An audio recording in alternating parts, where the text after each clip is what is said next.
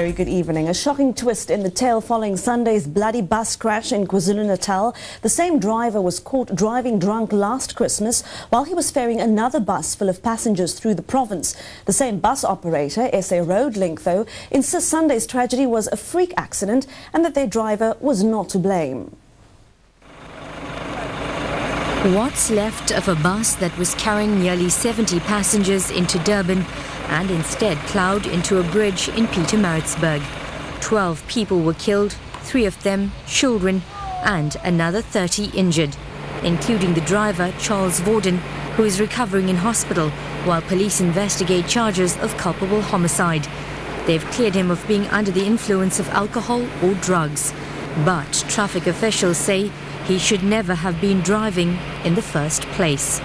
Their records show Vorden, who was driving an SA Roadlink bus at the time, was pulled over last Christmas at a roadblock en route to Johannesburg. And John Schnell was the official who pulled him over. But what we don't understand is why the bus company took this person back into service, back in charge of a bus, and back in charge of the lives of 56 or 60 people. Back then, Vorden was 7 times over the limit, and though a court fined him, it did allow him to keep his license. SA Roadlink did suspend him for a year, and after satisfying itself that he was no longer drinking, put him back behind the wheel. It says Vorden is not to blame for what happened on Sunday. SA Roadlink is standing by their man, saying he's paid his fine and proved himself as a good, trustworthy driver over the past year. The company believes a tyre blowout caused Sunday's accident and says its safety record is impeccable. Vanessa Govender, E-News, Durban. Well, we're barely halfway through the festive season and already more than 1,100 people have died on the nation's roads. But Arrival Life says, as shocking as those figures may seem, they're actually an improvement on last year. The kind of accident you don't walk away from. Every year around this time, hundreds of people are killed on the nation's roads. And every festive season, traffic officials try to keep the body count down to a bare minimum. This year, they say, there's a glimmer of hope.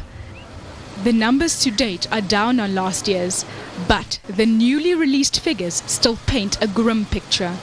1,150 people have died on our roads since December 1st. 243 of them losing their lives during the Christmas weekend. A total of 985 crashes have been reported. KwaZulu-Natal remains the nation's deadliest province in terms of road deaths, with 226 fatalities. Gauteng comes in second, with 217 recorded deaths, followed by the Western Cape with 117. The Transport Department says speed is the major contributing factor and has urged motorists to stay within the speed limit. Well, there's a nervous night ahead for nearly 750,000 matric students. Their results are out tomorrow. The pass rates dropped for 2 years in a row, but the Education Ministry is hoping for a better showing this year.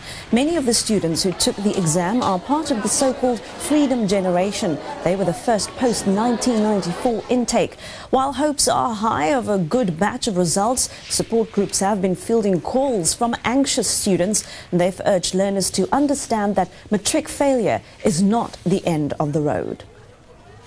Well, a Cape Town wetland reserve has been closed after 10 tons of dead fish washed up on its banks. Scientists aren't sure what's killed the fish and have called for an army of volunteers to help clean up. A smelly and messy job.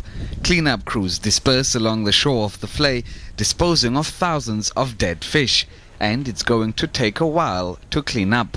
Authorities estimate there are 10 tons of rotting fish in this Vlei. The Wetland Reserve manager has described this phenomenon as a disaster. He says it's wiped out at least 2 species of fish that used to live in these waters. The affected species are the flathead mullet and the harder. Scientists aren't sure what exactly killed the fish, but they think it might have been a bacteria bloom that robbed the water of oxygen. We have submitted water samples to our scientific services laboratory for analysis. However, we're still awaiting the results. We're going to be submitting additional samples today to analyse whether there's some source of pollution that could have resulted in this. Cape Town officials say there is no threat to the city's drinking water. They're hoping to have all the fish cleared away and transported to a landfill site by the end of the week. Lukhanyo Chalata, E-News, Cape Town. Let's take a quick look now at the markets.